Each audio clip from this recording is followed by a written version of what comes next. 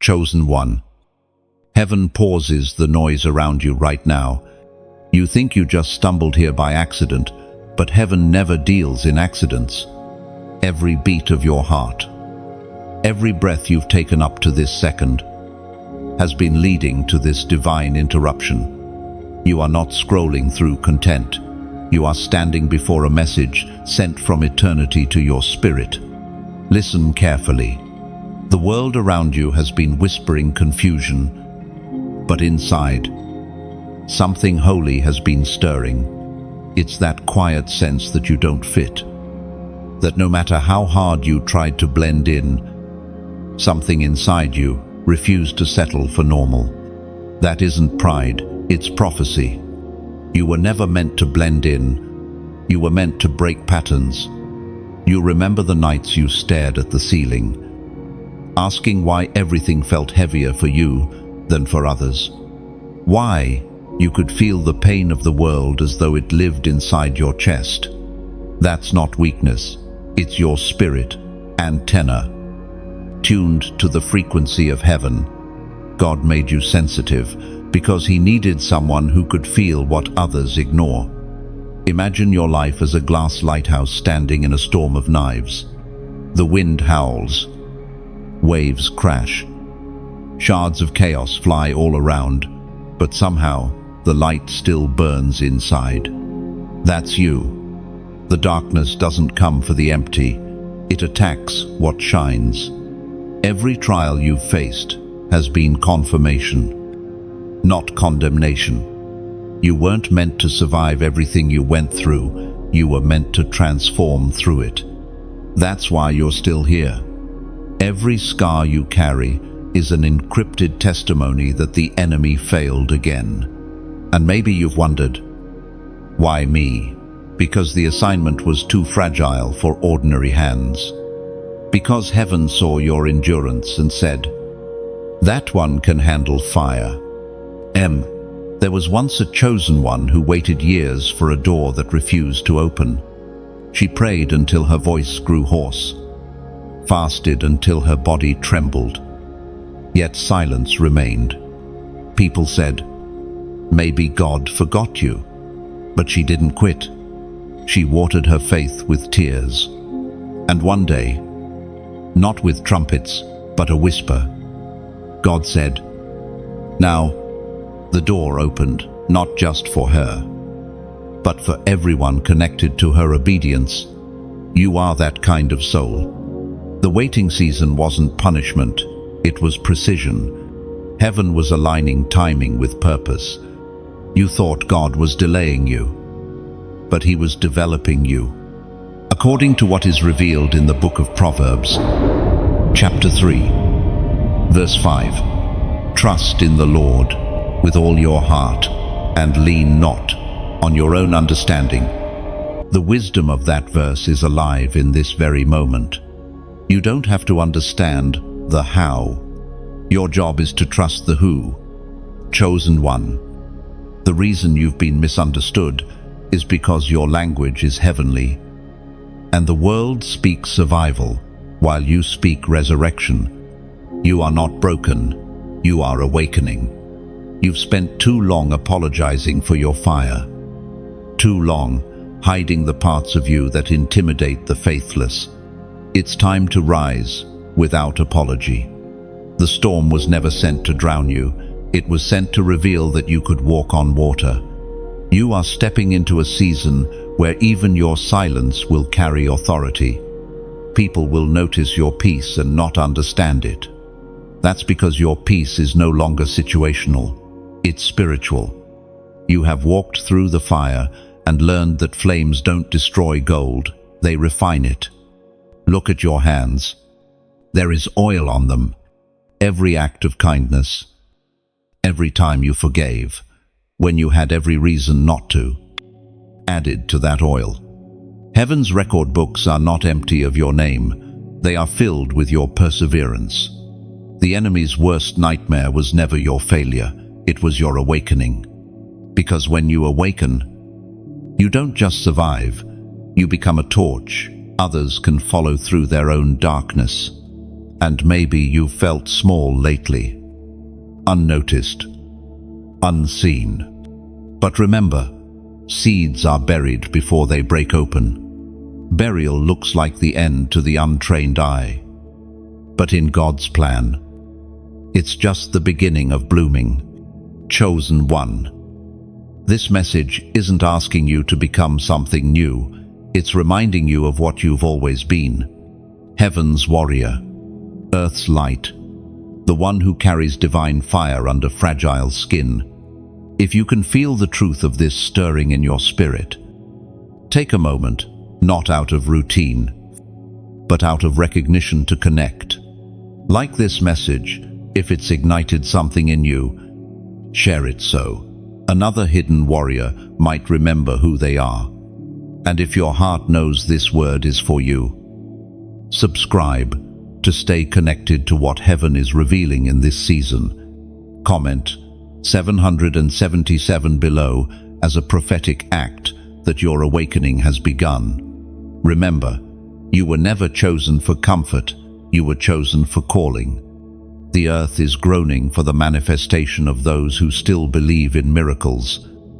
And you are one of them. You've felt the weight of it, the nights that seem to stretch without end, the kind where sleep never comes, and the silence feels louder than any scream, the kind where even your prayers echo back unanswered.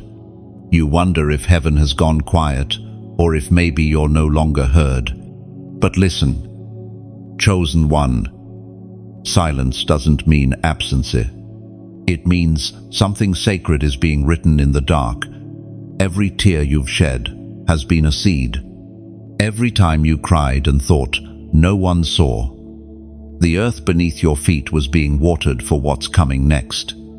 You see, the weight you carried wasn't punishment, it was preparation. God trusted you with pain because he knew pain would not destroy you, it would define you. There's a strange beauty in suffering that the world doesn't understand. It's like a hidden forge, shaping you quietly while everyone else only sees the smoke. You've been in that forge. That's why your spirit has depth. Others can't explain. They look at you and see calm. But heaven sees fire beneath the calm, a spirit that's been tested and not found wanting. There was once a chosen one named Daniel who went through a similar season. He lost nearly everything, friends. Reputation, peace. People whispered, he must have done something wrong. But Daniel didn't break. He whispered one sentence into the night. Still, I will trust you. And when morning came, what he lost didn't return the same. It returned renewed. That's what happens when you keep faith in the dark. You walk out carrying a light no storm can steal. We are reminded through the writings of David in the Psalms, chapter 30, verse 5. Weeping may endure for a night, but joy comes in the morning. Those words were not written from comfort. They were carved out of pain. David knew what it meant to cry on the floor of a cave while running from enemies who once called him friend. He wrote of joy not because he saw it, but because he believed it was coming. That is the faith of the chosen, believing in dawn while standing in midnight. Maybe that's where you are right now, in between weeping and mourning. The world doesn't see your private battles, the war behind your smile. You've carried disappointments that should have crushed you, yet you're still here, breathing. That alone is victory. You've survived what would have buried others. You've walked through valleys that looked like endings, only to discover they were detours to destiny. Think of yourself as a seed again, buried under pressure, surrounded by darkness. From the outside, it looks like death, but inside, something divine is cracking open. The soil that pressed against you was never meant to smother you. It was meant to shape your roots. And maybe, just maybe, You've been waiting for joy to arrive. But what if joy isn't something you wait for? What if it's something that awakens within you? Every time you choose forgiveness instead of bitterness, every time you keep faith when it would be easier to quit, joy stirs like dawn, pushing against the horizon. Your story is not a tragedy, it's an unfinished psalm. The same God who allowed the night will bring the morning. Every delay is a setup for double restoration. You haven't been forgotten, you've been refined. Sometimes the greatest proof of God's favor is not in the blessings you hold, but in the battles you endure without losing hope. You've faced storms that stripped away false strength and left only what was eternal. And that's where God begins at the end of you. So, breathe. The night is not permanent. You may still feel the ache of what you lost. But that ache is proof of your capacity to love, to endure, to hope again. Morning is not far.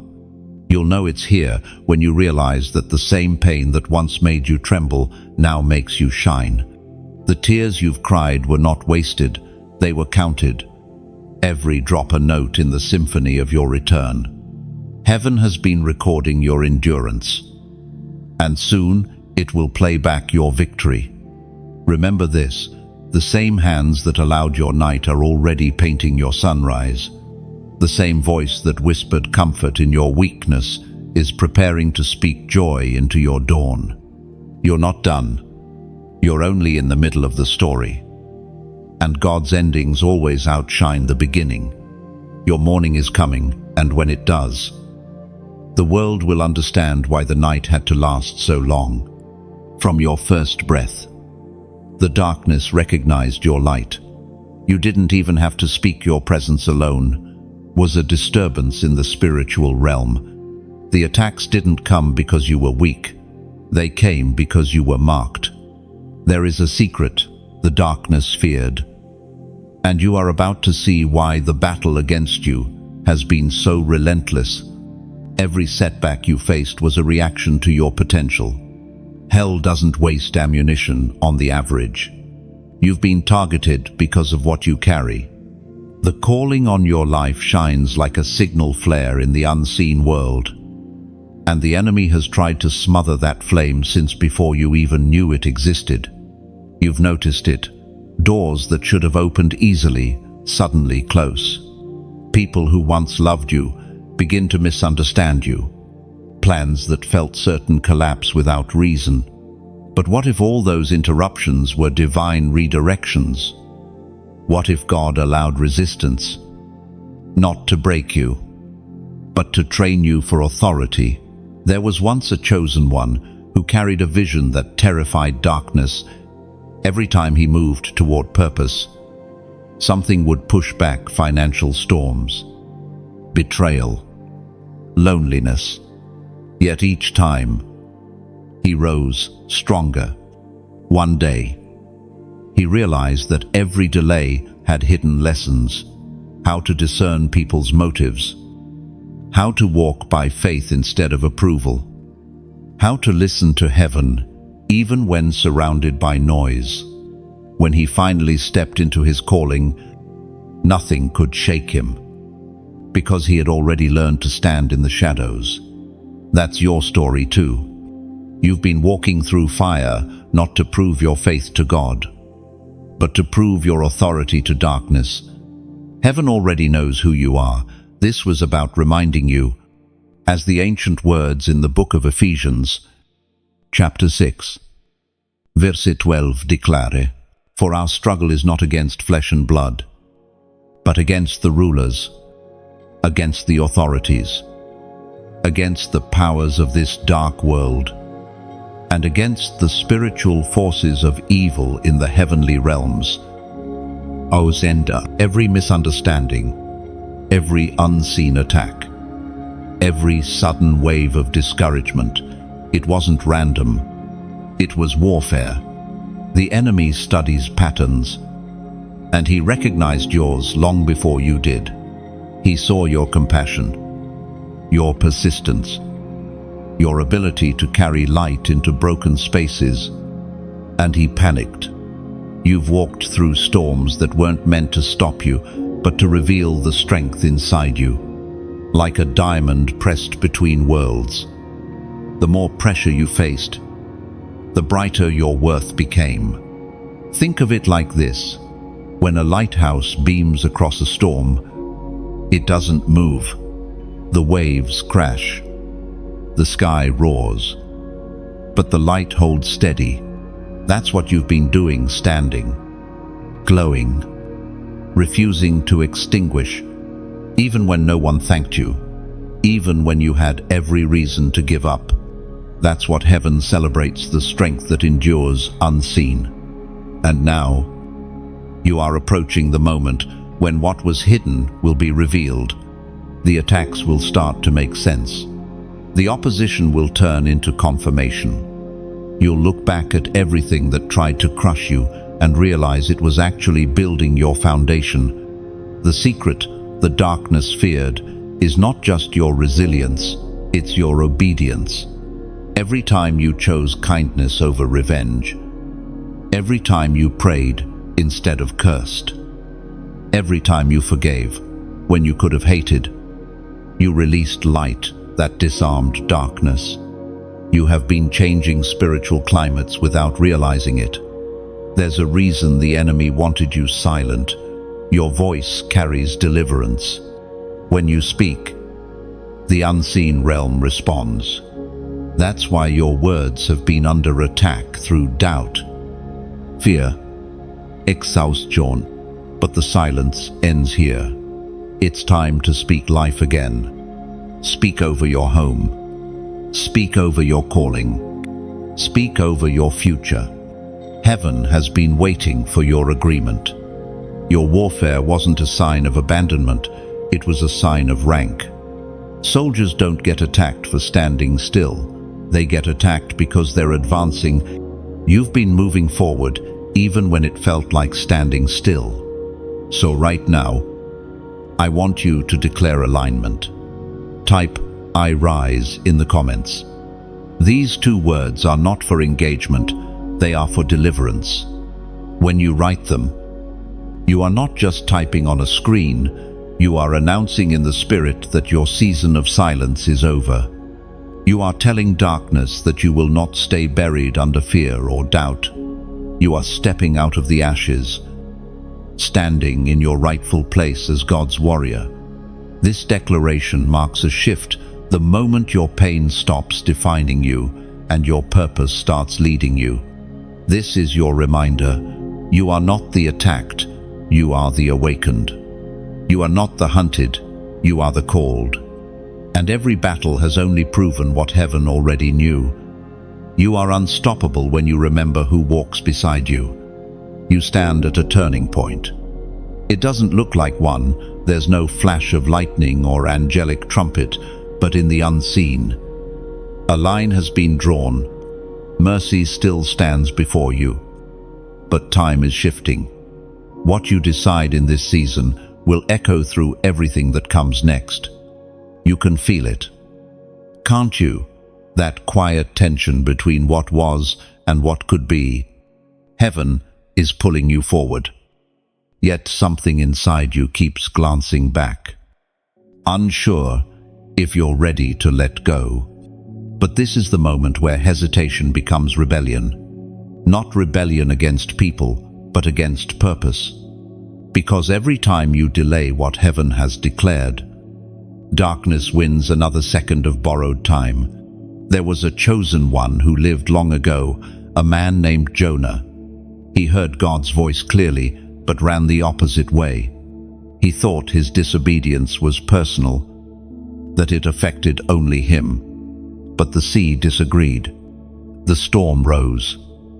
Not because God hated him, but because God refused to let him die in delay. When Jonah finally surrendered, peace returned to the waters. That's what happens when you obey the sea stills. You've been tossed by many storms lately, haven't you? Some of them looked like financial battles. Others like emotional breakdowns. But beneath it all, the waves were speaking. They were calling you back to obedience. The chaos wasn't punishment, it was pursuit. God wasn't chasing you to destroy you, He was chasing you to deliver you. The turning point of mercy isn't about perfection, it's about surrender. Heaven isn't asking you to be flawless, only faithful. Every time you say yes to what feels inconvenient, you draw closer to the center of your calling. The cost is high, yes, but the price of delay is higher. Roof the ancient words of Hosea, chapter 6, verse 1. Come, let us return to the Lord, for He has torn us, that He may heal us. He has struck us down, and He will bind us up. That verse carries the rhythm of redemption. Even when God allows the breaking, it's only so He can rebuild you stronger. The wound you feared most will become the place He breathes life again. Look closely at your journey. The moments that broke you were also the moments that woke you. You wouldn't have learned discernment if not for betrayal. You wouldn't have found endurance if not for waiting. You wouldn't have recognized God's whisper if the noise hadn't failed you. Every ache has had assignment written all over it. This is why mercy still stands at your door. Not because you earned it, but because heaven still sees what can be redeemed. You haven't gone too far, and you haven't waited too long. You're standing on holy ground, the intersection of grace and decision. And here's the truth. Mercy doesn't last forever in its current form. The window eventually shifts from invitation to consequence. That's why this turning point matters. God is patient, but purpose has a schedule. There are people waiting on the other side of your obedience. Your yes could unlock deliverance for someone else's despair. Maybe you've been carrying that quiet conviction lately, the feeling that something must change. You felt heaven pulling at your habits, your patterns, your silence. It's not guilt, it's grace. God is giving you another chance to align before the next door opens. If you hesitate too long, the light dims, not because He withdraws love, but because disobedience clouds vision, and a blinded chosen one is a danger to both heaven and earth. That's why this moment is sacred.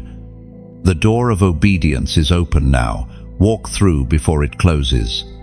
Remember Lot's wife. She looked back once, just once. But that single glance cost her the promise.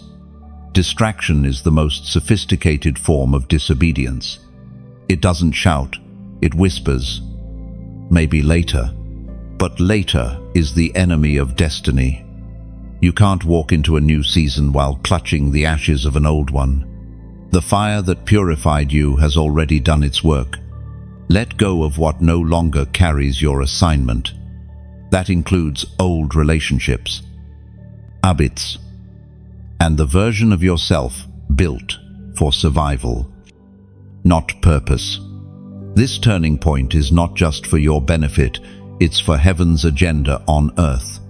You are part of something bigger, something cosmic. When you obey, chains you'll never see break off lives you'll never meet. That's how vast obedience truly is. And when you finally choose alignment, peace will flood like dawn.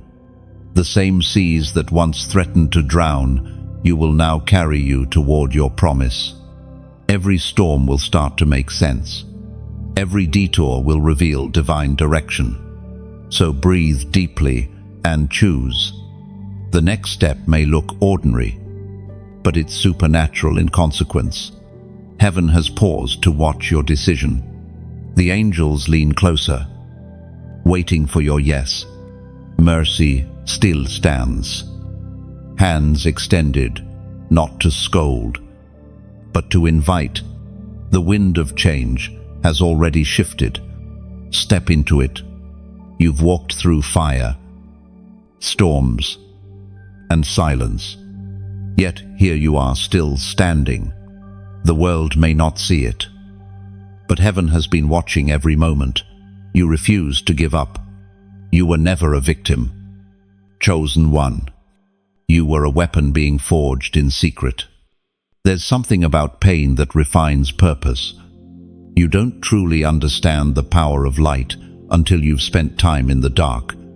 The darkness shaped you, carved strength into your bones, and taught you the language of endurance. You became a threat to every lie because you learned truth the hard way. Your tears were the ink that wrote your testimony. Every prayer you whispered in exhaustion became a stone in the foundation of your authority. When you rise now, you don't rise empty. You rise carrying every battle you survived as evidence that heaven's hand never left you. This is where your story turns. The fire that once burned you now bows before you. What once broke you will soon recognize you. You are becoming what the enemy feared most, a believer who doesn't quit. Isaiah once prophesied with fire in his voice. Chapter 54, verse 17. No weapon formed against you shall prosper, and every tongue that rises against you in judgment you shall condemn. That is not a poetic comfort, it is a legal decree in the Spirit. You are authorized to walk in victory. Not because life has been kind, but because God has been faithful. The weapons may form, but they will malfunction in the face of your endurance. Think of yourself as a sword drawn from the fire. Every betrayal, every disappointment, every sleepless night, they were all hammer strikes, shaping the steel of your soul. That's why you don't bend anymore. You've been tempered. The same heat that once terrified you now glows within you. Or perhaps you are like a phoenix rising through rain instead of ashes, defying every law of what should have destroyed you. The water that should have drowned your flame now magnifies its reflection. That's how divine contradiction works. Grace makes even suffering luminous. There was once a woman, another chosen one, who thought her suffering disqualified her from being used by God. Years of rejection had convinced her that she was too damaged to carry light. One night, she cried out, "Why did you let them break me?" And in the stillness, she heard, "Because I was rebuilding you." The next day, she spoke her truth to others who were hurting. And something beautiful happened. Their pain began to heal too. That's what you're stepping into now. The rise of a healed warrior. The world doesn't need perfect people. It needs honest ones who carry both scars and faith. Your story carries healing power. Every time you speak from the wound, someone else finds courage to stand. This is not the moment to hide. The time for shrinking is over. Heaven didn't anoint you to stay quiet about what you've overcome. You are called to walk boldly, gently, purposefully. The same fire that refined you is now meant to light others home. You've been chosen not just to survive the storm, but to lead others through it. Your presence alone shifts the atmosphere. When you walk into a room, peace follows. When you speak, light begins to flicker in broken hearts. That's what happens when a soul that has wrestled with darkness begins to carry the light of deliverance. And now, as this truth sinks deep into your spirit, take a breath. Let gratitude rise quietly inside you. Think of all the moments you thought you wouldn't make it yet somehow. You did. That's grace. That's proof. When you feel that warmth in your chest, that's heaven smiling. That's the sound of angels marking another warrior fully awake. If your spirit feels the pull of this moment, let it respond freely. Don't do it out of habit. Do it out of recognition. If this message feels like home, let your light echo back. Press like, not for vanity, but as a soft amen. Share this flame if you sense someone else is still walking through their storm and needs a spark of hope. And if your heart knows this is where it belongs, subscribe not as routine, but as covenant. A quiet promise to walk together in light, to grow, to keep believing when the world forgets how. Let this be your act of worship, quiet yet powerful, because every time one chosen one steps forward in faith, the darkness loses another inch of ground. This is your awakening. This is your rise. The world may never know how much it cost you to get here, but heaven does, and that's enough. Every awakening carries a mark. For some, it's a scar that glows in silence. For others, it's a deep peace that no chaos can touch. But for you, chosen one, it's something more, a divine signature etched into your spirit. The moment you said yes to light, heaven marked you with a sacred pattern, the number 333. It is not a superstition. It's not about numerology or chance. 333 is the sound of heaven's alignment, the echo of the Trinity Father, Son, and Holy Spirit working in perfect unity on your behalf. It represents balance between the divine and the earthly, the reminder that you are never walking alone. Every time you have felt abandoned, heaven whispered, "You are still seen." Every time you have stood in silence, thinking your prayers went unheard, the number was already written across your path, quiet proof that grace was still in motion. You felt it before, that sudden peace when there should have been panic, the moment something told you not to give up, even though logic said it was over. Those weren't coincidences, they were coordinates.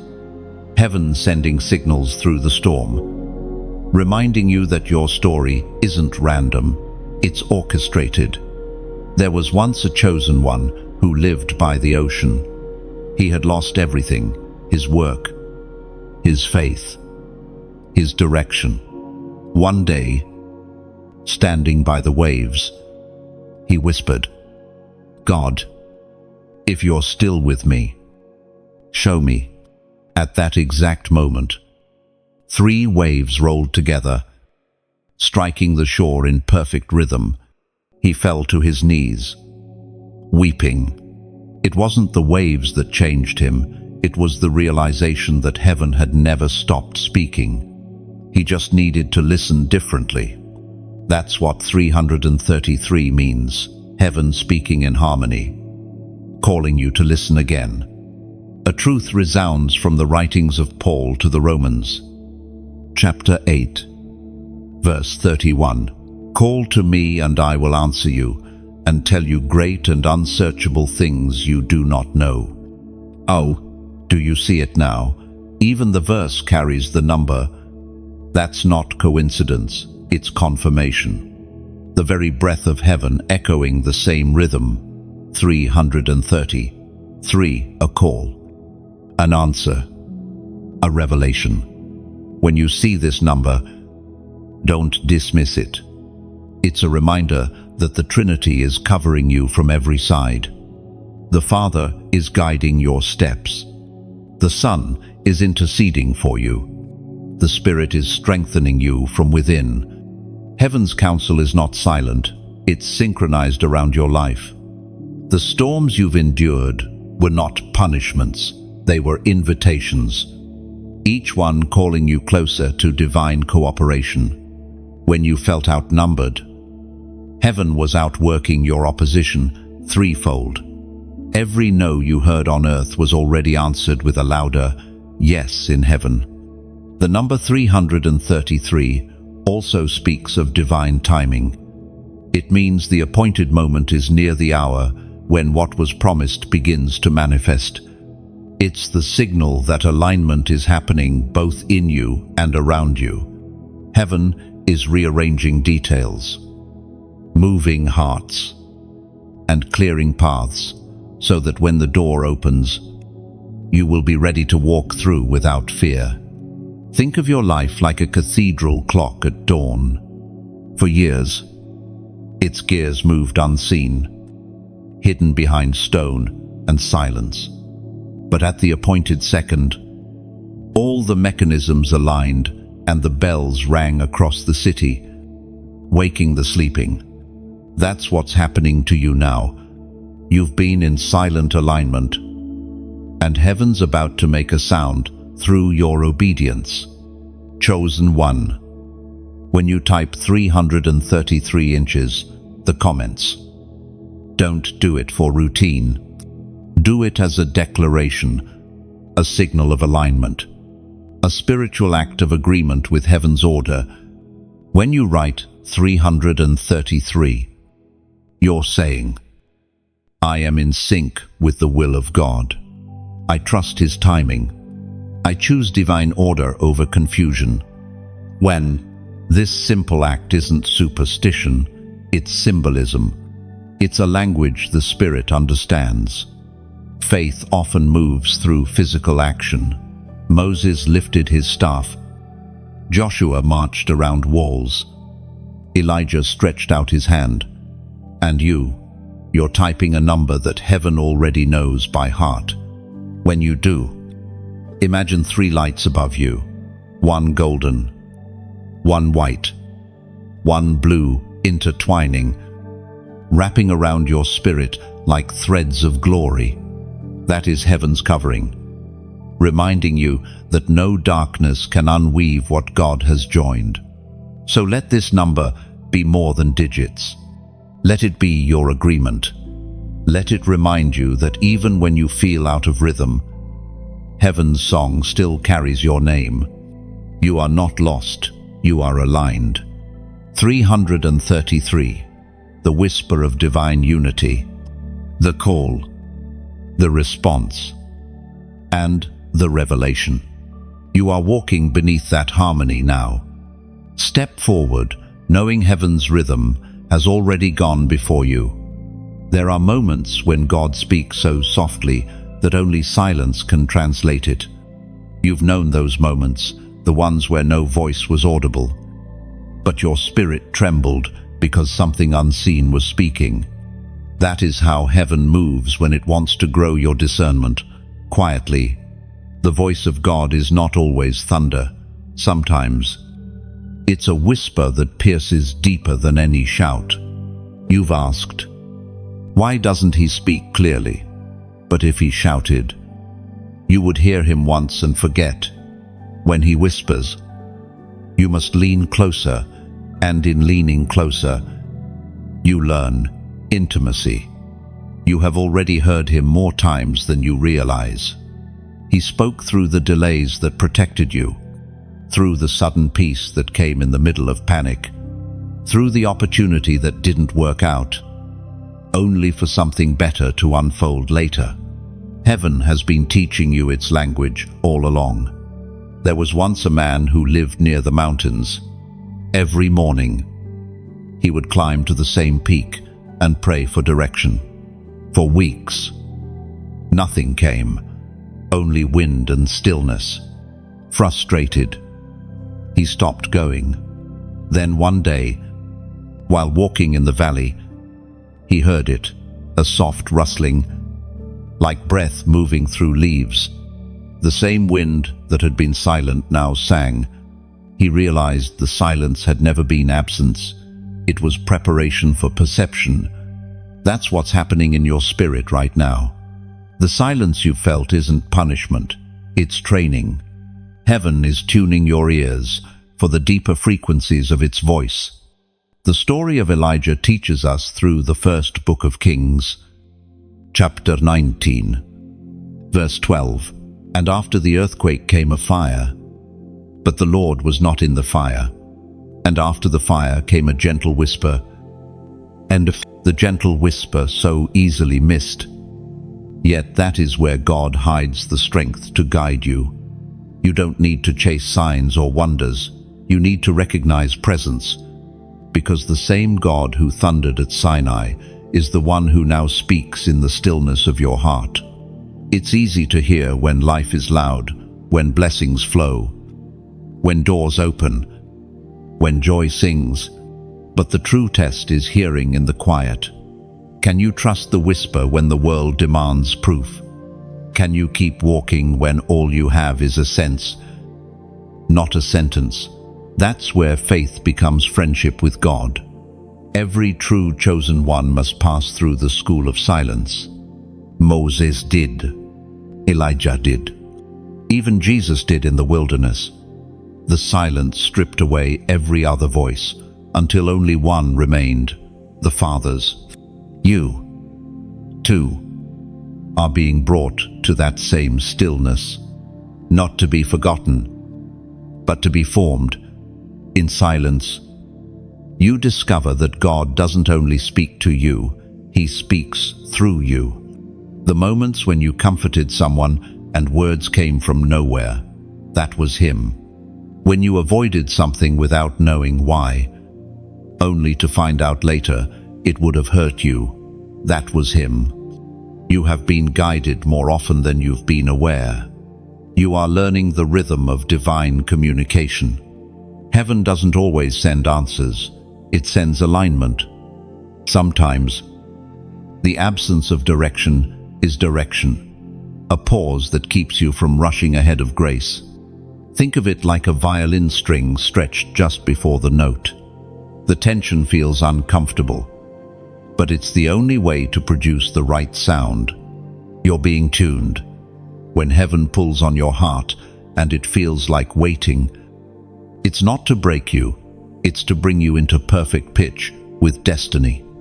You are learning to interpret God's silence the way a sailor reads the sea. The absence of wind doesn't mean the voyage is cancelled. It means you're in the eye of something sacred. The waves will rise again, but by then, you'll understand their language. This is where faith matures, when you realize that silence is not the opposite of speech, but another form of it. The whisper carries weight. It's how God draws the chosen nearer. So, do not despise the quiet days. Don't fear the pause between promises. Heaven is still writing. The pen just moves quietly sometimes. Your spirit is being trained to catch subtleties others overlook, what others call coincidence. You'll recognize as communication the rustle of a tree, the warmth in your chest, the sudden thought of someone you haven't prayed for in years. These are all signals, divine breadcrumbs leading you back to His voice. You don't need volume to hear direction anymore. You need awareness, and you already have it. Because when heaven trusts a soul enough to speak softly, it means that soul has matured beyond needing proof. You are that soul now. You are learning to listen like prophets do with your spirit, not your ears. You've waited long enough, haven't you? You've carried dreams that seemed to stand still, promises that felt like they were locked behind invisible doors. Every time you took a step forward, something unseen pulled you back. You told yourself it was bad timing, or lack of preparation, or maybe even failure. But it wasn't any of those things. It was delay. And not all delay is demonic. Some of it is divine. Still, it's hard to wait. Waiting is the weight of faith. You've prayed. You've fasted. You've obeyed. Yet heaven seemed quiet. The silence stretched. And the temptation to surrender whispered louder. But deep down, a flicker refused to go out. That flicker was your anointing, protecting your promise. Delay doesn't mean denial. It means development. Before every manifestation comes a moment of hidden growth. The fruit cannot ripen if it's picked too soon. You were asking for harvest while heaven was still strengthening your roots. There was once a chosen one, a woman who knew the ache of delay. She had a calling that others mocked. For years, she saw everyone else rise while she remained unseen. One day, she cried out, "God, am I invisible?" And the whisper came, "You're not invisible. You're in incubation." That word changed her. Instead of fighting the delay, she leaned into it. She used every quiet day to grow in character, prayer, and wisdom. When her time came, she didn't need to chase opportunity. Opportunity came looking for her. Chosen one. That's what's happening now. The season of waiting wasn't meant to punish you. It was meant to prepare you for what's next. Heaven doesn't deliver premature blessings. God's promises are never rushed because they carry eternal weight. The prophet Habakkuk wrote, "For every waiting soul," chapter 2, verse 3, "For the vision is yet for an appointed time, though it tarry. Wait for it, because it will surely come. It will not delay." Endu. Those words aren't ancient poetry, they are prophetic law. The appointed time isn't a date on a calendar, it's a condition of readiness. Heaven moves not when the clock strikes, but when your spirit aligns. The danger of delay is not the waiting itself, it's the doubt that grows in the waiting. Doubt whispers, "Maybe it wasn't God. Maybe I heard wrong." But faith answers, "Even if I can't see it, I will stay ready." That is what separates those who carry promise from those who lose it in the wilderness. Every chosen one must learn to master the waiting room of destiny. It's there that you discover what kind of believer you really are. Will you worship while nothing changes? Will you praise while everything pauses? The delay is your exam, and worship is your answer key.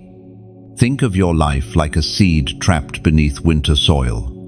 The surface looks barren, but beneath the frost, roots are pushing deeper. Fibers are strengthening. If the seed could speak, it might say, "I feel buried," not realizing it's being planted. That's the divine paradox. What feels like confinement is actually cultivation. When you look back, you'll realize the waiting didn't waste time, it refined it. You learned to depend on peace instead of progress. You learned that provision doesn't always come in the form of open doors. Sometimes it comes as sustained strength. This is why the enemy attacks you most in waiting seasons. He knows if he can't destroy you, he'll try to distract you. If he can make you impatient, he can make you ineffective. Because impatience is the thief of preparation, it convinces you to run when you were meant to be rooted. But heaven's rhythm is never late. Every second of delay has purpose. The friendships that faded, the plans that broke, the opportunities that slipped away, they were all pruning moments. God wasn't taking things from you, He was taking things out of you. You will see soon that everything that slowed you down was actually setting you up. The detours were direction. The pauses were positioning.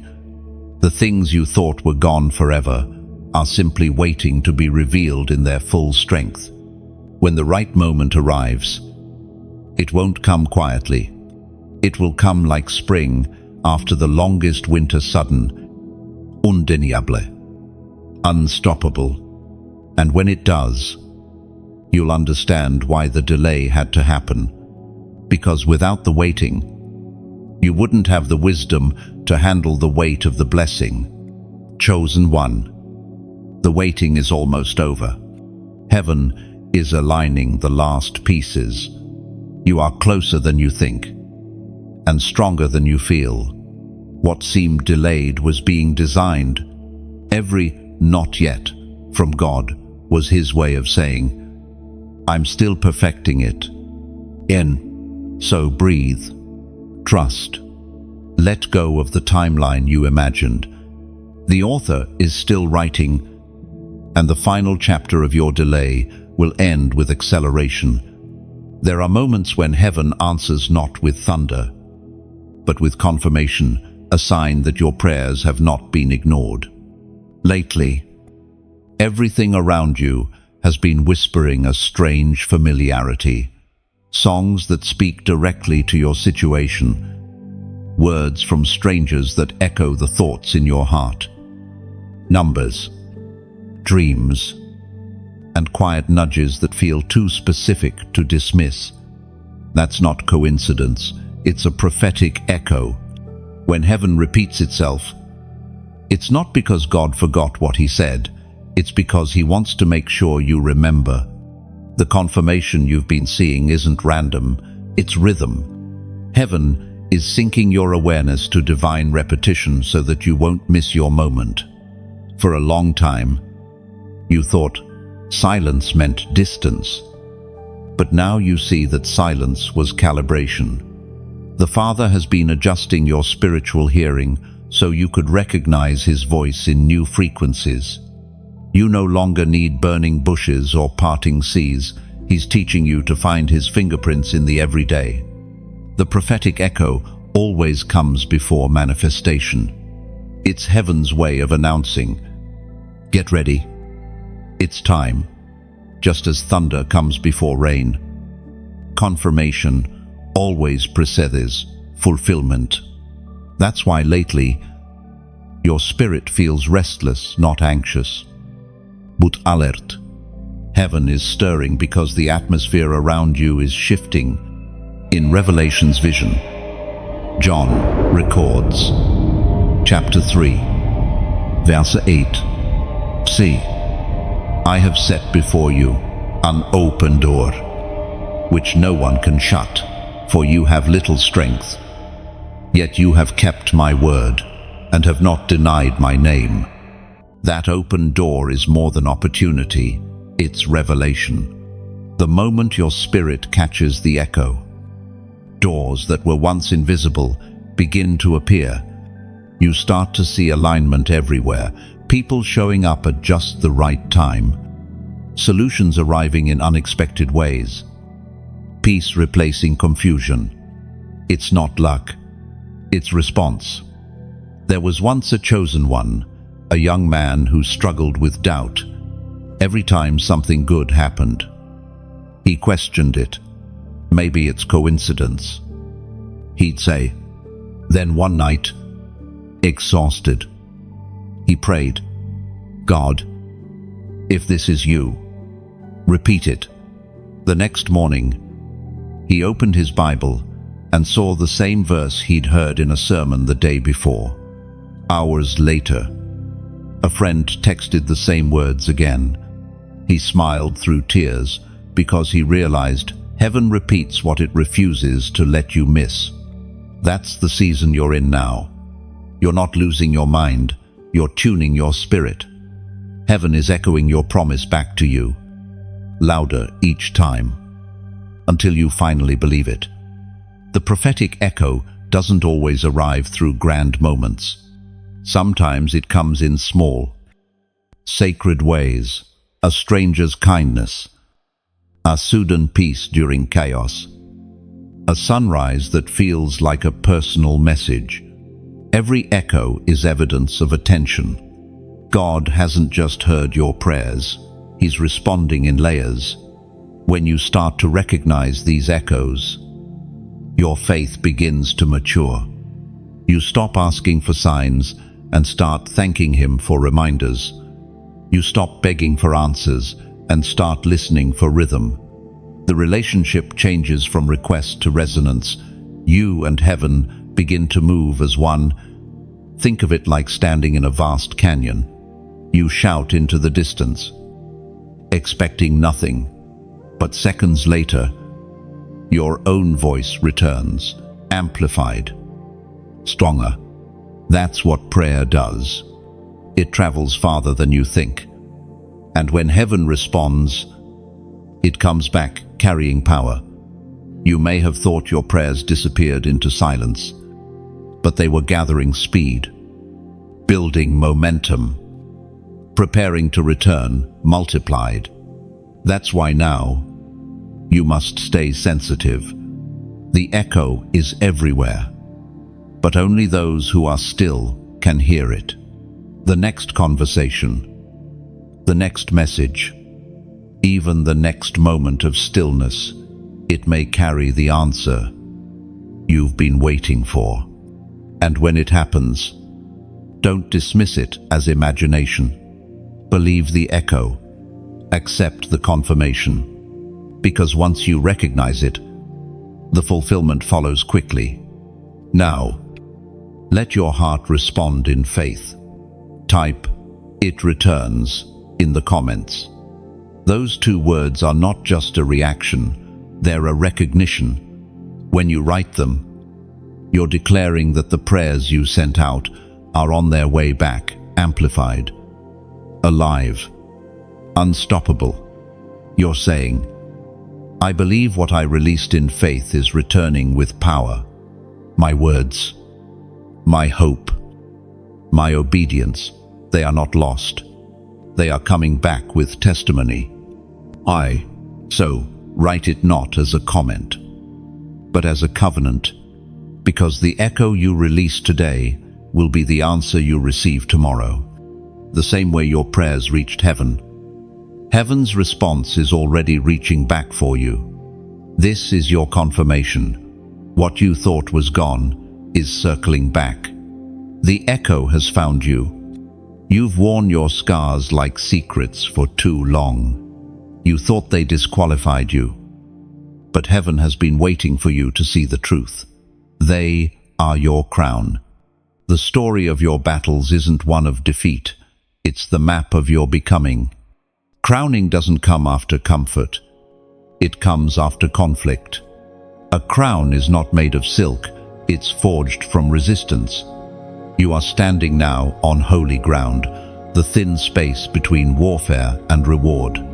This is the moment where the king calls his warrior forward and places glory where pain once lived. You have fought battles others know nothing about. Nights when you didn't just lose sleep, you lost parts of yourself. Days when you smiled just to hide exhaustion. Yet through it all, you kept showing up, kept believing, kept forgiving. That's the kind of strength heaven honors. Paul's final testimony to Timothy burns with this promise. Second letter to Timothy, chapter 4, verse 8. "Now there is in store for me the crown of righteousness, which the Lord, the righteous judge, will award to me on that day, and not only to me, but also to all who have longed for his appearing." That promise was not written for the perfect. It was written for the persevering. The crown doesn't belong to those who never fall. It belongs to those who fall and still crawl toward light. Every stumble you've endured has been a rehearsal for glory. Think of yourself as a tree struck by lightning yet still blooming. The world sees the scars on your bark, but heaven sees the electricity in your roots. Every wound became a doorway for power.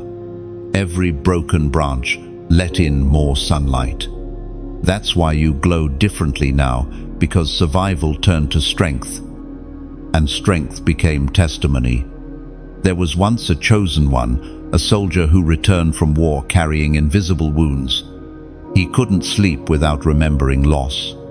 One day, an old pastor looked at him and said, "You've mistaken your scars for shame. But sang. Every scar means you were trusted to return from battle with proof of victory." That one sentence broke something open inside him. He realized he wasn't cursed, he was crowned. That's your revelation too. You didn't survive to prove your toughness, you survived to prove his faithfulness. Every weapon that formed against you built the shape of your armor. You've been walking around carrying glory disguised as pain. You've been prepared in secret for a public rising. The crown you carry isn't just for you, it's for the ones who will see you standing and realize they can rise too. When you stand, others find courage. When you speak, captives remember freedom. That's why your voice matters more than ever. You are not waiting for the crown, you're wearing it already. Every act of love, every quiet prayer, every moment you chose peace over pride, those were gems being set in place. The crown has been forming around your perseverance, and now heaven whispers, walk like you've already won. Don't hide your light behind humility. That's really fear. Don't apologize for carrying presence. When you walk, the atmosphere shifts because the authority you carry cannot be contained. You're no longer just enduring, you're reigning. The kingdom of darkness hoped you'd forget who you are. It hoped that shame would keep your head bowed low. But the King has lifted your chin, placed the crown of resilience upon your spirit, and said, rule from peace, not pain. Entry. When you understand that, every step becomes worship. Every breath becomes praise. You stop chasing validation and start walking in identity. And now, as this truth settles deep within you, let your heart choose how to respond.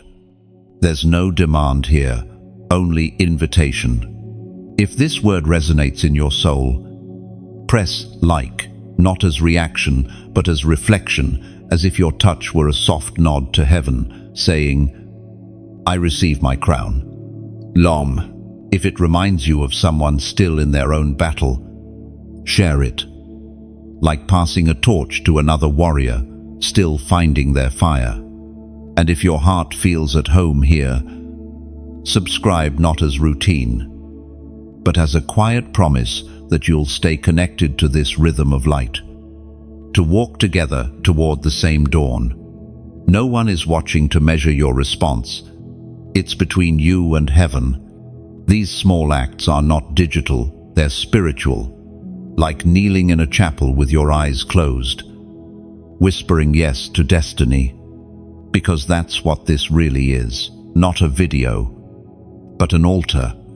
And every altar invites an offering not of gold, but of acknowledgement. You've been through the fire. You've faced the flood. Now you walk in favor. The crown isn't coming, it's here. And when the world sees it, they'll realize what heaven already knows. Nothing was wasted. Every tear was shaping royalty. Walk tall, crowned one. Your reign has begun. There is a sacred moment when your reflection begins to change, not the face in the mirror, but the eyes. Looking back, you start to see what heaven has always seen. That's when transformation becomes visible, not because you've become someone new, but because you finally recognize who you've been all along. For so long, you measured yourself by what you lost. The missed opportunities, the relationships that ended, the plans that collapsed, all became mirrors of your pain. But heaven has never measured you by what broke. It measures you by what survived. When you look at yourself now, you may still see the cracks, but heaven sees light pouring through them. Every fracture has become a window for glory. Every flaw, a reminder that perfection was never the point. Purpose was. There was once a woman who hated her reflection. She avoided mirrors because all she saw were the marks of failure. One morning, exhausted from fighting herself, she whispered, God, show me what you see. And as tears fell, something inside her shifted. The reflection didn't change, but her vision did. She saw strength where she once saw scars. That day, she didn't just look into the mirror, she looked through it and found grace waiting on the other side. Chosen one. This is that moment for you. The mirror of glory is not made of glass, it's made of revelation. Every time you choose forgiveness, every time you extend kindness when you could have chosen anger, you polish that mirror. The clearer it becomes, the more you reflect His image. The Corinthians once received this living truth. Second letter to the Corinthians, chapter 3, verse 18. And we all, who with unveiled faces contemplate the Lord's glory, are being transformed into His image with ever-increasing glory, which comes from the Lord, who is the Spirit. 1. You are being transformed, not replaced. Heaven isn't asking you to erase your past, it's asking you to reinterpret it. Your failures were not detours, they were lessons in disguise. Your pain wasn't punishment, it was the birthplace of empathy. The mirror of glory doesn't hide your humanity, it reveals divinity within it. For years, you believed holiness meant distance from imperfection. But now you know, holiness is light, choosing to dwell inside imperfection without shame. You are that dwelling place. Heaven lives inside you, not because you're flawless, but because you're willing. Every wound that once defined you has become a doorway. Every weakness has turned into a whisper of grace. That's why the enemy can't use your past against you anymore. It's been rewritten. What was once a story of defeat has become a testimony of restoration. Think of yourself as a stained glass window at sunrise. Each fragment is a piece of your story broken, colorful, uneven, alone. They look shattered, but when light passes through, they create a masterpiece. You are that masterpiece. The beauty was never in the glass, it was in the light shining through it. You no longer need to hide your story to inspire others. Your transparency is your ministry. The cracks don't disqualify you, they qualify you to speak life into others who are still hiding theirs. Because when they see someone shining through brokenness, they realize hope isn't about perfection, it's about permission to begin again. You've spent so long trying to fix what was never meant to be fixed. God isn't asking you to become spotless. He's asking you to become visible, to stop dimming the brilliance that pain produced. When you understand this, comparison ceases. You stop looking at others to find your worth. You stop rushing, competing, proving. You learn to love the process because you see what heaven sees, a mirror being restored. Not for vanity, but for reflection. Heaven looks at you and sees itself. That's why the enemy fears your self-awareness. The moment you see clearly, deception loses power. You cannot be manipulated when you recognize divine identity in your reflection. So, look again, not at what you lost, but at what survived. Look at the fire that couldn't consume you, the rejection that couldn't erase you, the mistakes that became mercy. Look at the reflection of someone who has walked through darkness and learned to carry light without apology. You are not what happened to you. You are what heaven birthed through you because of what happened. You are a walking mirror of redemption, a reflection of how grace looks when it wears human skin. Keep polishing the mirror. Keep reflecting light. Because every time you do, the world catches another glimpse of the God who never stopped seeing himself in you. There comes a point in every divine story when the waiting ends and the atmosphere shifts. You can feel it now, something is turning. Heaven has begun to breathe on the things that once felt dead.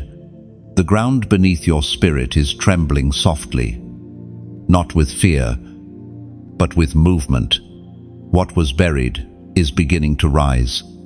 This is the moment of reckoning, the unveiling of what all the pain was preparing. Everything you've endured, every tear you've sown, every battle you thought you lost, they've been converging toward this hour. What's coming is not random, it's return. The breaking season is over.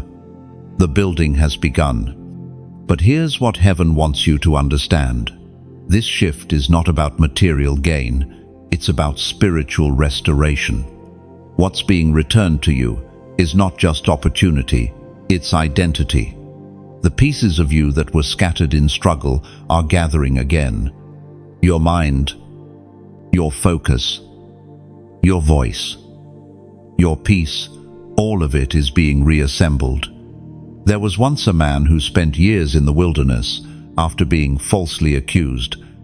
He lost everything: his reputation, his freedom, his sense of direction. But one day, the door that had been locked for so long swung open without warning. He stepped into daylight, carrying the same heart that once bled in darkness.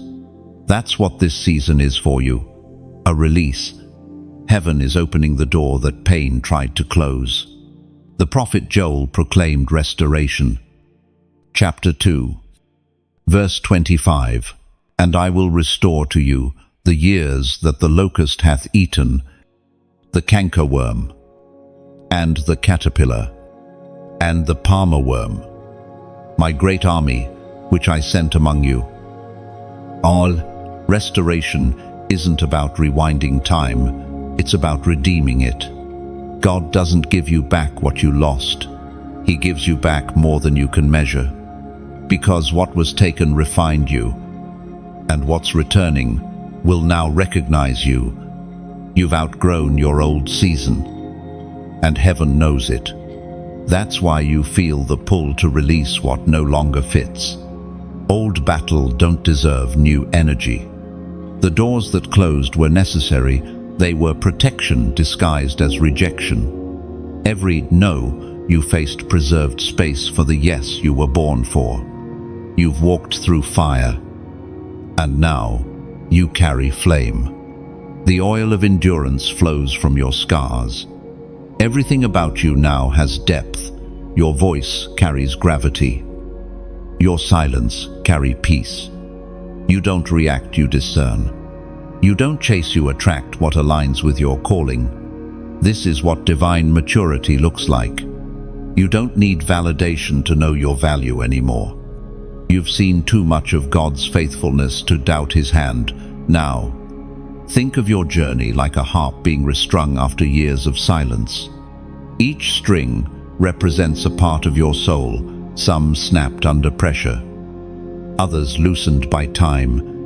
But now the master musician is restringing you, one by one. The tension you feel isn't punishment, it's tuning. When he's finished, your life will play the melody it was always meant to play. Heaven is rebuilding rhythm in you. You're stepping into a time when doors will open naturally, when what once felt forced will begin to flow. You won't have to push anymore, you'll simply align. But alignment requires acknowledgement. It demands a yes from your spirit. Heaven can move around you, but until you agree, it cannot move through you. So this is your moment to respond, not to me, not to emotion, but to divine timing. If your spirit knows this is the word it's been waiting for, type 888 inches, the comments. This number is heaven's seal of resurrection, the sound of new beginnings, endless renewal, and eternal alignment. When you type 888, you're not chasing a sign, you're sealing an agreement. You're declaring, I am stepping into my new beginning. I release the pain of the past, and I open the doors of my spirit to divine restoration. This act is not superstition, It's synchronization. Just as prophets built altars to mark the place of encounter, this moment becomes your altar. Every time you see 888, you'll remember this covenant. Heaven moved. And you said yes. Chosen one. You are crossing the line between surviving and shining. The long night of delay has ended.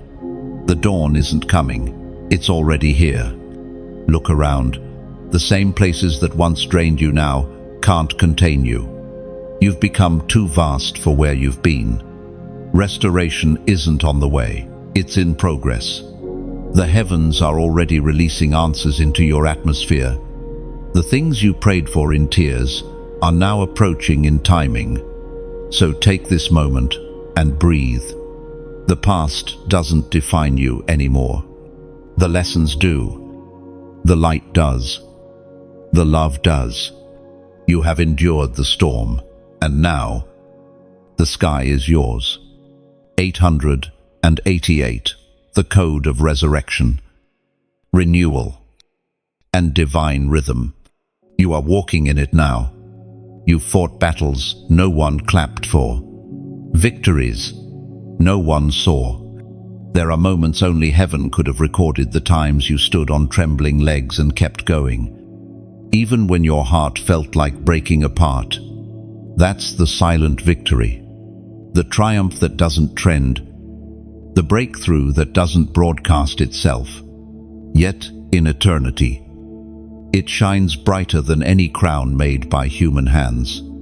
Heaven doesn't just celebrate loud victories, it honors quiet endurance. The world measures success by applause, but heaven measures it by persistence. Every time you refused to give up when no one was watching, every time you whispered a prayer through tears instead of walking away, another line of your testimony was written. There was once a man who served faithfully in obscurity for years. He prayed, helped others, and obeyed quietly. Yet nothing seemed to change. One day, weary, he asked God, "Has any of this even mattered?" That night, he dreamt of a garden. He saw himself planting seeds in soil that never seemed to grow. But when the light of dawn touched the ground, thousands of flowers appeared at once, years of invisible growth revealed in an instant. When he awoke, he understood. Not every victory is seen immediately. Some are sown in secret to bloom later in glory. That's your story too. You've been sowing in silence. The results haven't always shown up in your timeline. But heaven has been tracking every seed, every prayer, every act of kindness. Every battle fought in faith has been stored, waiting for the appointed season of unveiling. Jesus himself spoke of unseen reward in the Gospel of Matthew, chapter 6, verse 4. Then your Father, who sees what is done in secret, will reward you. God sees what people overlook. When you thought no one noticed, he was taking note. Your unseen obedience is more powerful than public recognition. It's the kind of faith that terrifies darkness, faith that stays when it's not convenient, that serves when it's not seen, that forgives when it's not fair. The silent victories are the foundation of your authority.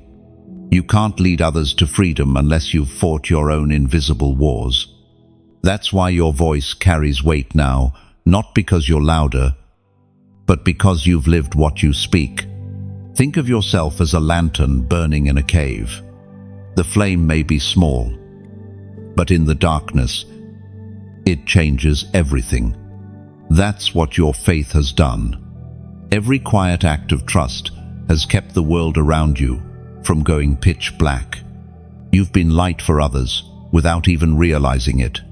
You might not see it yet, but heaven's archives are full of your moments, times you stayed gentle when provoked, times you chose prayer over retaliation, times you carried peace into rooms filled with chaos. These are victories recorded in invisible ink, destined to be revealed when the time is right. Sometimes, the greatest miracles happen without noise. The tumor that quietly shrinks, the heart that slowly heals, the bitterness that fades without confrontation, the courage that grows in secret until one day you realize you're no longer afraid. Don't underestimate these silent victories. They're the reason you can now stand in peace where you used to panic. They've shaped you into someone unshakable. Even when the world trembles, the enemy hoped your quiet battles would drain you. But they've done the opposite. They've trained you. You've learned how to move unseen, how to fight in stillness, how to trust without proof. You've become a master of invisible warfare. And that's why you walk differently now, with quiet confidence, not noise. Your story doesn't need a spotlight to be sacred. Heaven has already illuminated it. The applause of men fades quickly, but the approval of God echoes forever. Every small yes, every secret surrender, every whispered hallelujah, it all matters. If you could see heaven's perspective, you'd realize that your private prayers were earthquakes in the spirit. You've been shifting atmospheres without realizing it, altering destinies through simple obedience. One day, when your journey reaches its fullness, you'll see what those unseen victories built. Every hidden act of faith will stand tall, woven together into the unshakable tapestry of your destiny. So keep standing, keep believing, even when the room is quiet, even when there's no applause. Because silence is not the absence of impact, it's the echo of heaven recording every step you take. You've won more than you know. You've conquered in places only angels could see. The battle you thought broke you was actually crowning you. Your silent victories are not small, they're eternal. There is a law woven into the fabric of heaven. What was meant for harm must, in time, become harvest. The reversal of the curse doesn't arrive with fanfare, it begins quietly. In the soil of surrender, you have lived under storms that weren't your fault, carried consequences that belonged to others, and endured pain that seemed endless. But even now, something ancient and holy is turning. Justice is stirring beneath your feet. The reversal doesn't erase the past, it redeems it. God doesn't pretend your pain didn't happen, He transforms it into a foundation for greater strength. The very weapons formed against you are now being reforged into tools for your purpose. It's easy to believe in grace when life is gentle. The real miracle is believing while you're still bleeding. Yet you did. That's why heaven is shifting things in your favor, not as repayment, but as restoration. There was once a chosen one who faced betrayal so deep it fractured his world. Friends turned to enemies. Promises turned to lies. For a while, he questioned everything, even his calling. But one night, he had a dream. He stood in a field surrounded by ashes, and out of those ashes, he saw flowers blooming bright. Impossible. Alive. When he woke, the message was clear. What was meant to bury him had become the soil that birthed his future. That's what the reversal looks like. It doesn't delete your scars, it turns them into symbols of sovereignty. Joseph's declaration in Genesis, chapter 50, verse 20. You intended to harm me, but God intended it for good, to accomplish what is now being done, the saving of many lives. And this verse is not just history, it's prophecy for your life. The injustice you endured will feed someone else's freedom. The curse that tried to cling to your family line will become the testimony that breaks it. Every generational chain that wrapped around your name is snapping under the weight of your obedience. You were chosen to end patterns, to stand where others fell, to forgive where others retaliated. You've carried burdens that didn't begin with you, so they can end with you. That's what it means to be a breaker, someone through whom heaven rewrites history. The curse reversal often begins when you choose mercy over memory. When you release the ones who hurt you, the power of their actions dissolves. Forgiveness isn't weakness, it's warfare. It tells darkness, you don't own me anymore. Think of your journey like a river that once flowed backward, tangled by rocks and roots. For years, the current fought itself, zwirling in Confusion. But now, heaven's hand has cleared the channel. The water rushes forward again, stronger, clearer, unstoppable. That's your spirit right now. What once resisted flow has found direction. You've carried heaviness that wasn't yours to keep. But grace doesn't just lift burdens, it transforms them into wings. Every weight you release becomes something that lifts you higher. That's why you feel lighter lately, freer in ways that don't make sense. The curse has been reversed, and you are walking in the wind of restoration. The people who misunderstood you will soon see the truth without you saying a word. The same mouths that spoke against you will have to witness your rising. You won't need to defend yourself. Your peace will be your proof. Because when heaven vindicates, it does so publicly, yet humbly. The reversal of the curse doesn't just change your circumstances, it changes your bloodline. What plagued your parents will not touch your children. The cycles that exhausted you end here. Poverty becomes provision. Fear becomes faith. Loneliness becomes legacy. You are the pivot point in your family's story, the one who turns mourning into melody. Every act of endurance you've given has sown reversal into the earth. Every time you prayed instead of cursed, blessed instead of blamed, you broke something invisible. You've been undoing centuries of silence with every whisper of faith. Heaven has seen enough tears. Now it releases the harvest of justice. The tables are turning not by your hand, but by divine order. The same season that hurt you will now have to heal you. So lift your eyes. The ashes beneath you are beginning to bloom. The curse has exhausted its authority, and grace has taken command. You are walking in the aftermath of deliverance, where everything lost starts finding its way home. You don't have to fight anymore. The reversal is already written. Just walk in it. This is the final stand. Chosen one. The quiet moment before the world realizes what heaven has known all along. You have endured the kind of fire that reshapes metal. You have faced storms designed to erase your name. Yet your spirit still hums with purpose. Every step you take now shakes the ground beneath darkness.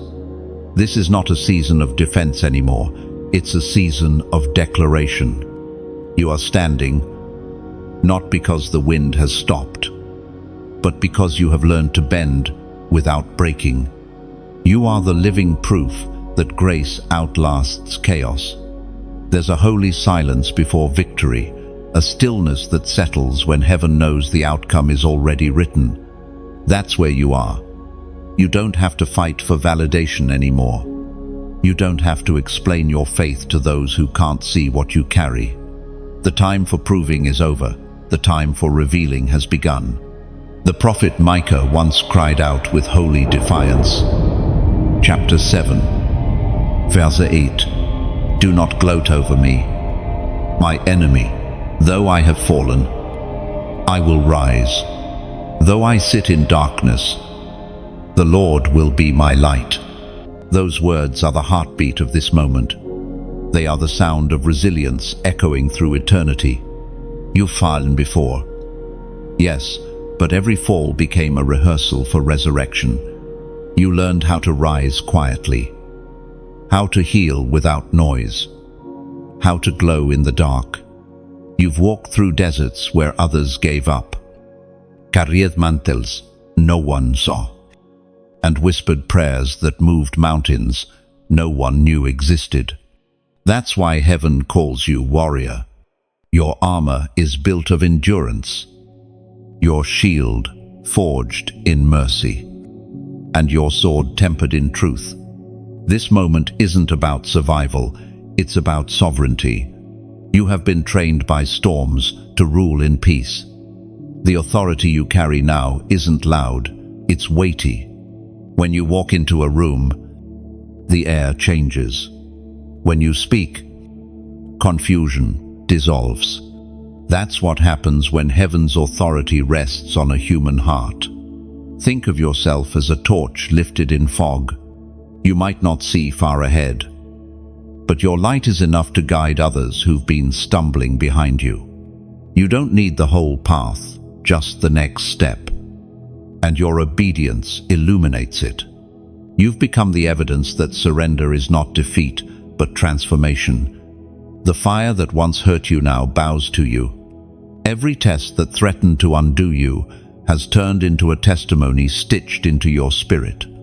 And now, heaven extends an invitation, not a demand, not a command, but a whisper.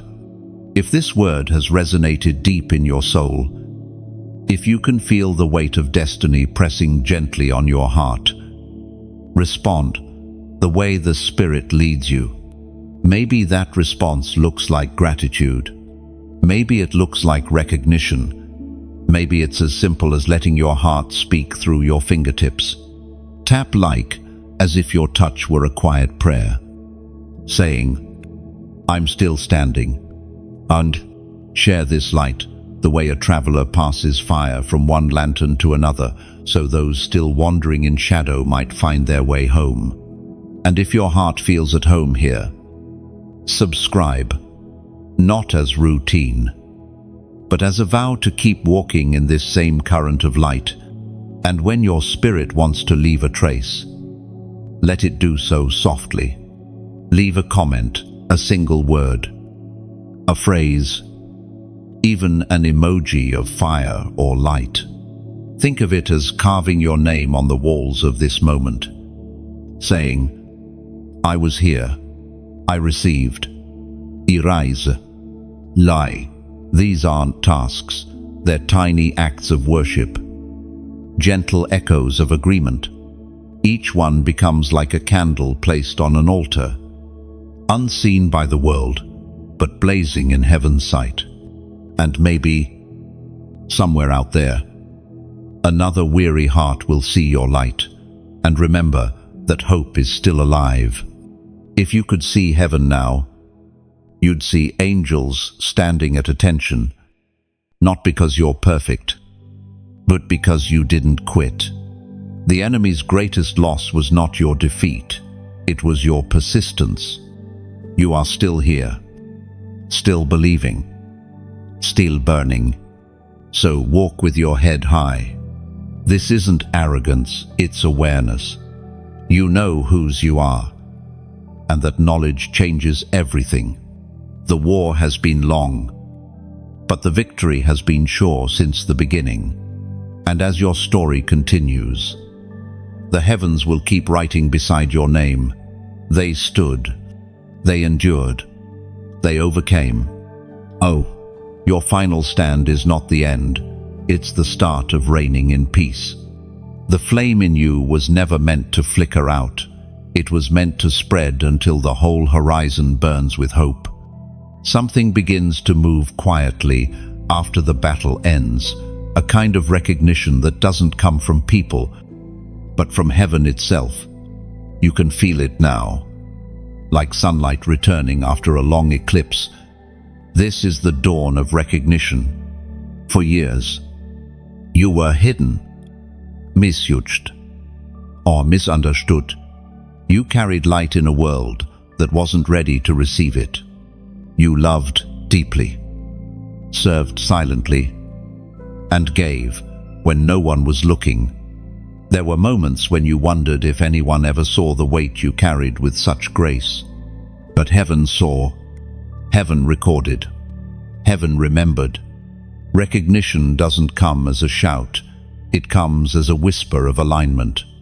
You'll notice it when doors open that were once sealed shut, when people begin to value what they used to overlook, when peace follows you into places that once drained you.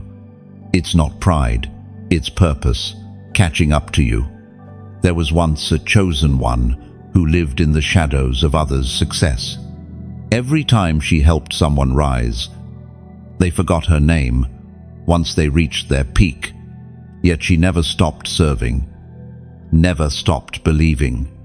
One morning, she woke to find that the very people who ignored her now spoke her name with honor. They said, "We couldn't have made it without her."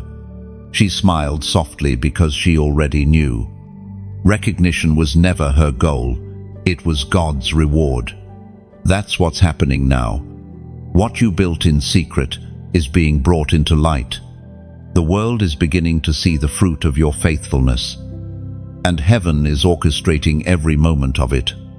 As written in the first book of Peter, chapter 5, verse 6, "Humble yourselves, therefore, under God's mighty hand, that he may lift you up in due time." This is your due time, not by striving, not by self-promotion, but by divine timing. The same hand that kept you hidden is now lifting you not for spectacle, but for purpose. Recognition is not about fame, it's about function. You are being positioned where your light will have the most impact. For some, that might mean leading nations. For others, it may mean healing one soul at a time. The magnitude of your call doesn't determine its worth, the obedience does. You are stepping into a season where you won't need to explain yourself anymore. The evidence of your endurance will speak for you. Those who doubted you will see results they can't argue with. The same people who once questioned your anointing will now seek your counsel. That's how divine recognition works. It doesn't shame your critics, it educates them. Think of yourself as a seed finally breaking through the soil. For so long, you've lived unseen, surrounded by darkness, feeling the pressure of being buried. But what looked like burial was actually becoming. The roots have done their work. Now the world is ready to see what heaven already grew. Recognition doesn't mean the struggle ends, it means it begins to make sense. Every season of obscurity, every misunderstanding, every time you stayed quiet when you could have defended yourself, it all formed humility. The very posture that now draws favor. The doors opening for you are not random, they are precise. Heaven doesn't waste movement. Each opportunity, each connection, each conversation is part of a larger mosaic being revealed, and through it all, your heart remains anchored in gratitude. You don't rise with arrogance, you rise with awareness. You remember what it felt like to be unseen, and that's why you'll never misuse your visibility. The ones who rise with humility become safe vessels for glory. The recognition you're stepping into is not temporary, it's legacy. It's heaven's way of saying, "I trust you with influence." Influence not for control, but for compassion, not for spotlight, but for service. People will begin to notice something different about you, not the clothes, not the words, but the atmosphere you carry. Peace will walk in before you do. Honor will follow you like a shadow. That's what divine recognition looks like, the reflection of heaven in motion through a willing life. And when it happens, Don't shrink back. Don't apologize for the elevation. You didn't promote yourself. God positioned you. To reject the platform He gives is to doubt the purpose He placed within you. Stand tall, not for pride, but for testimony. You're not rising to be seen. You're rising so others can see Him through you. You have waited long enough. You have endured the hidden years with grace. Now heaven calls your name not to show you off, but to show what endurance looks like when wrapped in humility. This is the dawn of recognition. The light is touching your face. The world is about to see what heaven saw in you all along. When the dust finally settles and the noise of battle fades, what remains is not exhaustion, it's essence. What's left standing is the truest version of you, stripped of pretense, refined by fire, and anointed by endurance. This is the emergence of your divine identity. You no longer chase purpose, you embody it. The lessons that once felt heavy have now turned to light inside your spirit. Every burden became wisdom. Every scar became strength. Every unanswered question became revelation. You are not who you were when this began, and that is the miracle. For a long time, you thought purpose was something you would one day discover. Now you realize it was growing within you the entire time, like a tree rooted deep beneath the soil, waiting for the right season to break through.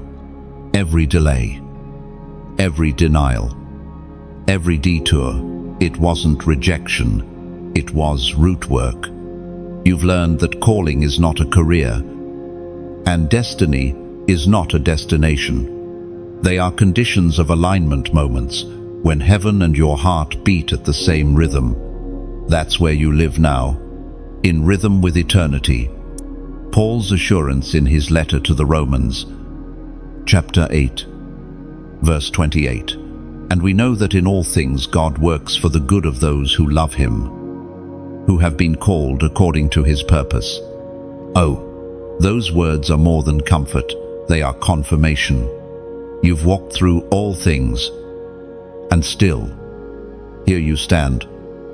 Evidence that good has the final word. Even the things that made no sense were part of a divine pattern too large to see up close. There was once a chosen one who spent years searching for meaning after loss. He asked heaven for answers, but silence followed. One day, as he walked past a field at sunset, he noticed how the golden light touched the same soil that once looked lifeless. He realized then that resurrection isn't always loud, it's gradual. The field hadn't changed in a day. It had been healing quietly the whole time. That's how God restores slowly, thoroughly, beautifully. That's what has been happening in you. You've been healing in layers. Growth doesn't always shout. Sometimes it sighs. Every day you chose peace instead of bitterness. Every time you forgave without an apology, you moved closer to freedom. Heaven measured those moments not by size, but by sincerity. You've discovered that strength doesn't always roar, it sometimes whispers. You no longer need to prove your faith by noise, because your peace has become the loudest sermon. Think of your journey as a bridge built over a sea of memories. Behind you lies the wilderness. Ahead of you, the promise. Every plank beneath your feet is made of lessons you once cried through. You're walking on your own, becoming. The pain that nearly drowned you now holds you up. And as you walk, something within you has shifted. You no longer crave recognition or validation. You understand that being seen by heaven outweighs being known by man. That's maturity, not indifference, but balance. You've stopped needing to be understood, to feel valuable. You've learned that purpose doesn't need to be proven, it only needs to be lived. Now peace feels different. It's not the absence of struggle, it's the presence of clarity. You've accepted that not every chapter will be explained, and that's okay. Some things are meant to stay mysteries, sacred spaces where faith breathes. The glory that's coming next won't arrive with drama. It will come softly, like sunrise over calm, water gentle, steady, undeniable. You'll wake up one morning and realize that the ache is gone, that the fear has loosened, that joy has quietly taken root again. You've become what trials could not destroy, a vessel of endurance, a carrier of peace. You've learned that holiness is not distance from the world, but presence within it, radiant, compassionate, unshaken. You walk now with authority that doesn't need to announce itself. It's felt. You are ready not for perfection, but for purpose fulfilled. The old you lived in survival, the new you lives in surrender. The same storms that once terrified you now obey your peace. Heaven smiles when it looks at you, not because you've mastered everything, but because you've remained teachable. The story isn't ending, it's ascending. You are stepping into the higher rhythm of divine partnership, where miracles follow motion and faith becomes second nature. This is the final unfolding. The wilderness has ended. The river is before you. Walk forward with open hands, unafraid of what comes next, because what comes next isn't unknown, it's promised. You've become the prophecy fulfilled in human form, a living reminder that grace doesn't just restore, it redefines. And now, heaven exhales. The journey that began in brokenness ends in belonging. You are home in your purpose. And now, it is finished, not the story, but the season. The wind has stilled.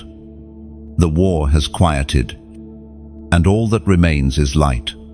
You've walked through every chapter, from the first whisper of calling to the roar of becoming. Heaven has watched every step, and now the earth will feel the ripple of your rise. You are not leaving this message the same way you entered it. Something deep inside has shifted. The chains you carried in silence have fallen quietly, and a peace you cannot explain has taken their place. You've crossed the line between surviving and shining. This is the moment where stories end and destinies begin. The words you've heard were never just sentences, they were seeds. And those seeds will bloom in the coming days as courage, as clarity, as divine timing, unfolding in your life. So, if this journey has met you where you are, if it touched something sacred within, let your heart respond in its own way. Tap like, not as habit, but as an act of gratitude, a soft thank you whispered toward heaven. Share this message the way light spills through a doorway gently, without force, illuminating what was once dark. And when your heart feels ready, subscribe not to a channel, but to a calling, a promise that you'll keep walking with those who burn with the same fire, that you'll return for more words that remind you who you truly are. Finally, leave a comment, even a single word, a symbol that you were here, that this message found you, that something eternal just brushed against your life. The heavens have spoken, and you have listened. The rest of the story, you'll write it with your light